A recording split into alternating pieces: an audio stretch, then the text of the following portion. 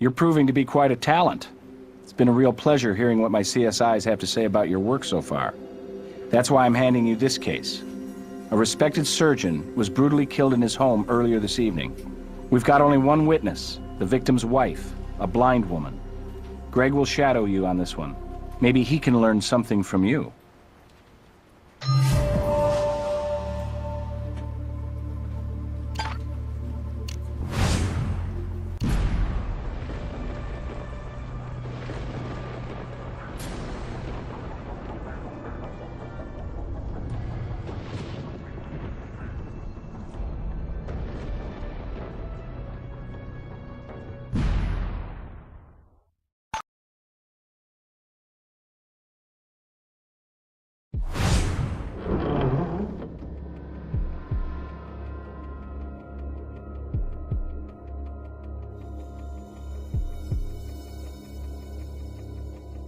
Hey, thanks for coming aboard.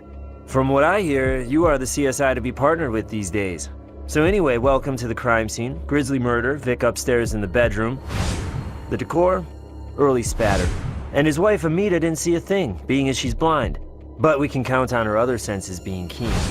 So we have to interview her right now, despite her understandable shock. Hey, looks like you got everything under control. I'll see you back at the office.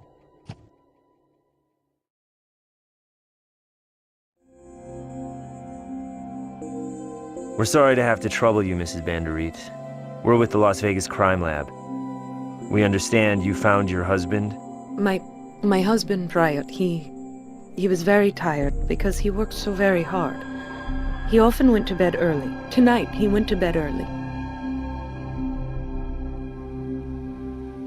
I do, actually. It was just before the BBC NewsHour on the radio. That would make it around 7. I often stay up to listen. They play international music after the news. That would make it just after 9 p.m. when I went upstairs. I entered the bedroom as always, and as always I spoke to him. He did not sleep deep, and would greet me when I joined him. But he did not answer, even when I raised my voice. I went to him and found the awful moisture. I knew it was blood almost at once. I could smell the blood. I had some moments of panic, and then I went to the phone and called 911, but I knew it was too late. His breathing, I could not hear it. Yes, I am blind in both the practical and legal sense. How well do you see? I have basic light and dark sensitivity. I cannot see objects or shapes, so I must rely on my hearing. My ears have become my eyes. No, my ears were as blind to it as my eyes. You see, I did not like to disturb my husband. As I said, he was a light sleeper when he could get sleep at all, so I use headphones after he goes to bed. I did faintly detect footsteps on the stairs, but I thought those were my husband's. He would often come down for a drink of water, or perhaps to take sleep medication.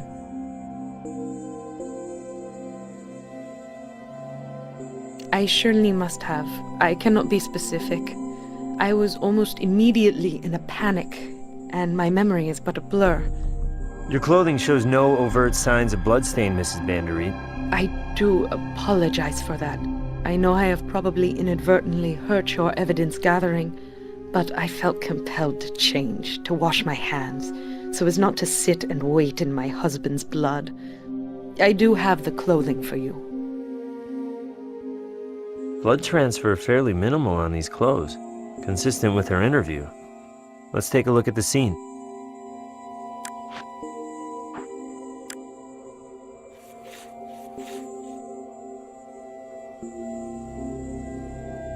Dead or alive, I don't like touching insects. Grab it if you want. Grissom will appreciate it.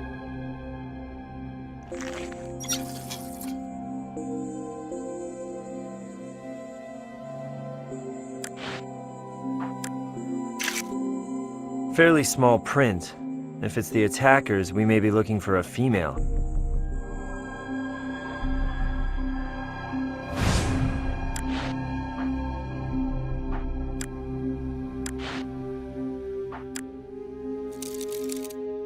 Nice one. Almost missed it myself.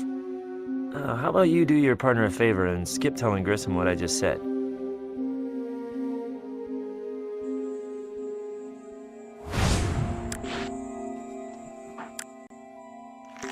Bloody fireplace poker, and my usage isn't British. Probably an impromptu weapon picked up here at the house.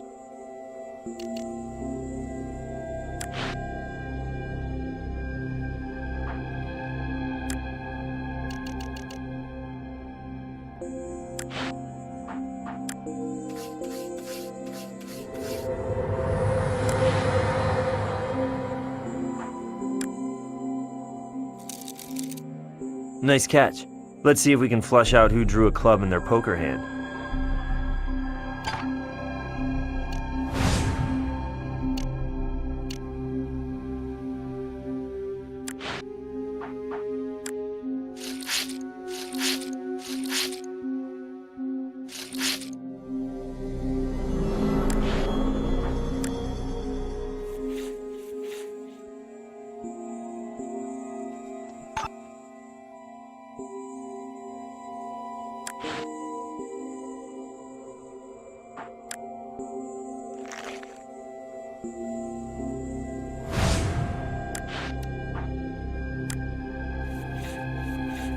You know the saying, looks like a duck, quacks like a duck, must be a duck? Don't try that one out on Grissom. Looks like tea, smells like tea, analyze it anyway.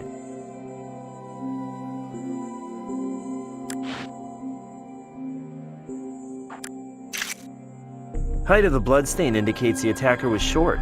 5'3", give or take. Definitely not a former NBA star.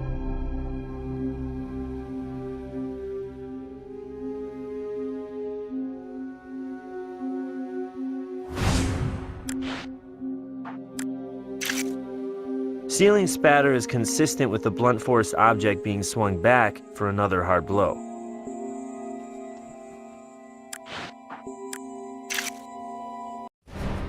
Massive bleeding from the head, spatter all around, indicates blunt force trauma.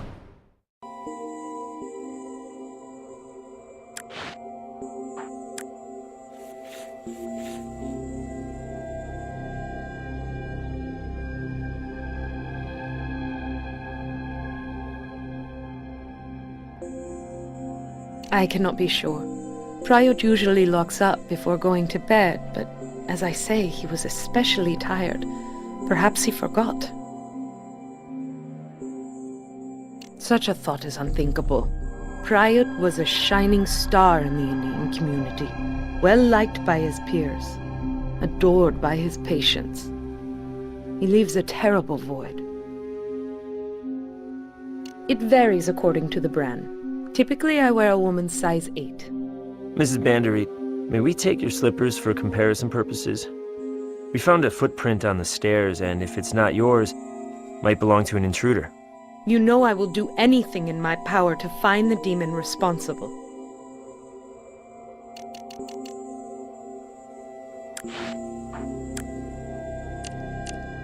This doesn't look like anything from inside the house.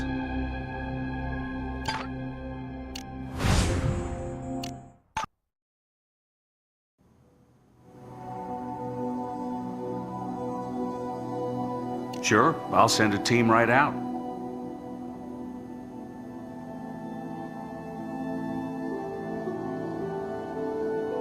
Textbook case of death by forceful, blunt instrument impact. 4 medium impact blows, latter 2 drawing blood. Heavy dose in the VIX system, explaining the lack of defensive wounds on his arms and hands. Mr. Bandery was in a deep sleep that simply became permanent.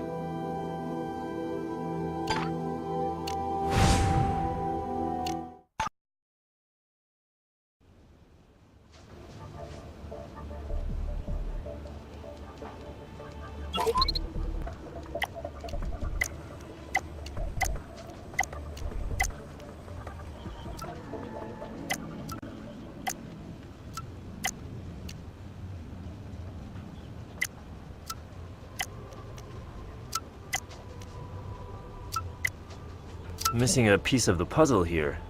and the crime scene didn't give it up. Of course, the teacup could have been already chipped.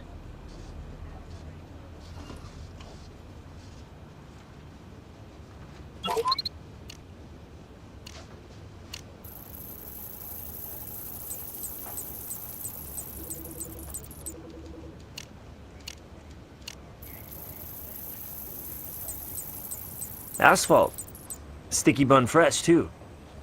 Bandereets are in a new housing development, newly paved roads, so there's the source.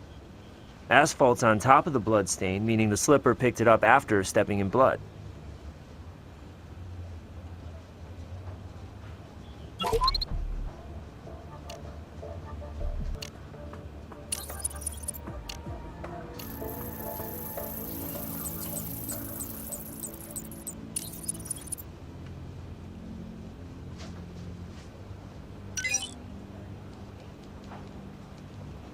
Print belongs to another eye surgeon, Adarsh Dewan. On visa sponsored by the Vic for his medical practice. No current address, though.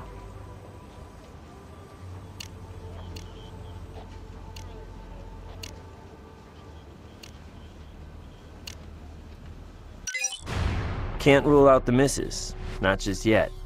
She cops to being in the house all along. Not only that, a blind person knows his or her house better than a sighted occupant.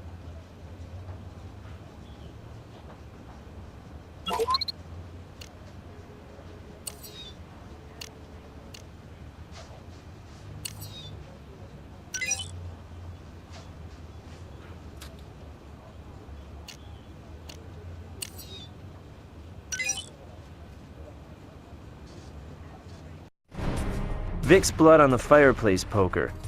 An object consistent with the ceiling's backspatter. Good bet we have our murder weapon.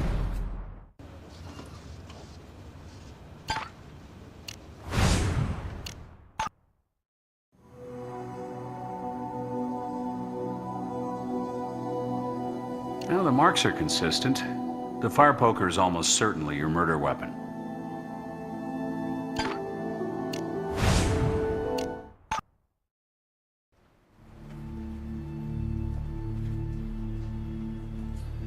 That's an easy one. Give me a sec to look it up. Vic had a legal prescription for the medication, strictly kosher. No current address for Dwan in the system. No vehicle registered in his name, either. I'll let the boys know Mr. Dwan is a person of interest, but he may well have split if he's involved.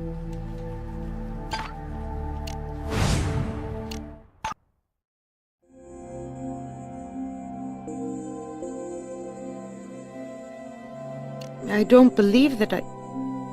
Let me think. It was such a confusing evening. I'm sorry. Yes, perhaps I did step outside. Mrs. Bandereet, fresh asphalt on your slippers indicates you wore them outdoors. Isn't that a little unusual? In the cold light of reason, yes.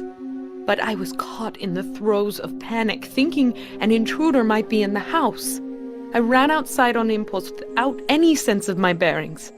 I did manage to find my way back home, and after several minutes, listening, felt I could risk going back and phone for help. I'm sorry I did not remember this sooner. That's all right. But my partner and I will need to have a look around, outside. Adarsh was my husband's junior partner at the medical practice. Very fond of him, Prayat was. Adarsh's parents were old family friends of Prayat's in India. Prayat sponsored his visa so he could come here and work. Where is Mr. Dewan now? We have no address on him. Odd as it may seem, neither do I. Mr. Dewan was in the process of finding a home. I believe he was living temporarily with friends, but I'm afraid I don't know where. I believe my husband mentioned Adarsh had purchased a truck. I don't remember any special model or... what is the word? Make of the vehicle. And of course I have not seen it for myself.